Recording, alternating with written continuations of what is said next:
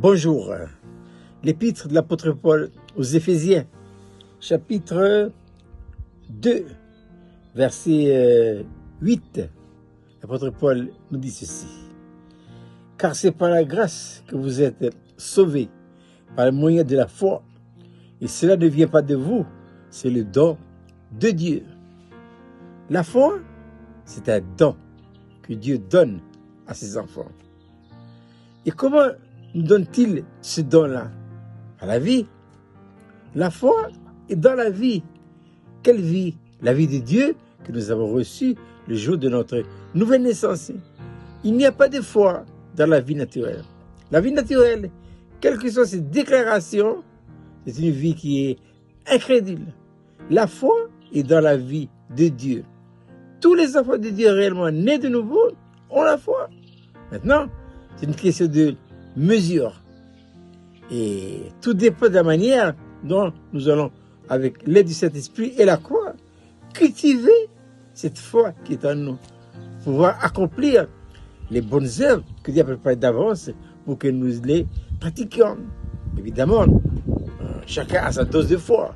Abraham a sa foi, Moïse a la sienne, David a la sienne, l'apôtre Paul, vous, moi ou quelqu'un d'autre. La foi, elle est personnelle. On ne peut pas partager notre foi. On ne peut qu'encourager, s'encourager les uns les autres en vivant nous-mêmes notre propre foi. Voilà. C'est comme ça que nous donnons envie à d'autres. Voilà. Et c'est comme ça aussi que les autres vont travailler leur foi et témoigner à ce que la foi en eux grandisse. Mais tout dépend de la vie. C'est pourquoi Jean le Baptiste dira, il faut qu'il croisse. Et que moi, je diminue. Plus je diminue et que Jésus grandisse, que ma mesure de foi augmente aussi. Jésus n'a-t-il pas dit un jour, si vous avez de la foi comme un grain de sénévé, vous pouvez dire à cette montagne, déplace-toi. Et qu'est-ce que la foi? Eh bien, on sait que la foi, c'est un principe extrêmement actif qui met toujours Dieu en avant.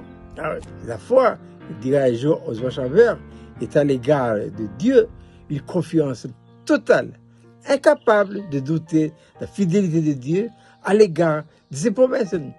Je dois croire de tout mon cœur que ce que Dieu a dit, il va le faire. Si la foi, c'est la pierre de touche, c'est la pierre de touche qui nous permet de mettre à l'épreuve les vérités bibliques que nous avons reçues dans notre intuition par révélation. Tout ça, il faut la foi. Mais je dois souligner une fois de plus que la foi, dès le départ, c'est véridique pour tout enfant de Dieu. Maintenant, notre foi ne doit pas rester petit. Il faut que cette foi-là grandisse, grandisse. C'est pourquoi le Seigneur a préparé pour nous des bonnes choses. Des choses que l'œil n'a pas vues, que l'oreille n'a pas entendues, qui ne sont pas montées au cœur de l'homme. Dieu a préparé pour nous tout un parcours avec des épreuves, de manière à éprouver notre foi pour que nous ayons une foi qui honore Dieu. Alors, l'auteur de l'Épître aux Hébreux dira que sans la foi, il est impossible d'être agréable à Dieu. Ne soyons pas comme la première génération sortie de l'Égypte. Ils ont misérablement péri dans le désert. Et pourquoi? Ils n'ont pas de foi. Ils n'arrêtaient pas de râler, de respecter, se rappelant les choses qu'ils ont lâchées en Égypte. Ce qui est laissé, c'est laissé. Je cours, je regarde devant. Voilà, Paul dira, oubliez ce qui est en arrière. Important ce qui est en avant. Je cours vers le but pour remporter le prix de la vocation céleste de Dieu en Jésus-Christ. La foi. La foi.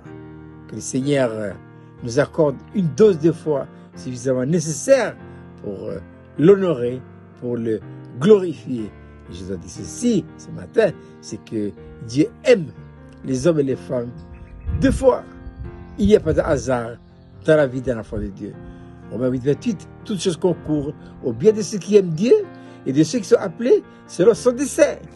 Nous devons croire de tout notre cœur que tout ce qui nous arrive et tout ce qui va nous arriver, ça vient de Dieu. Dieu le permet.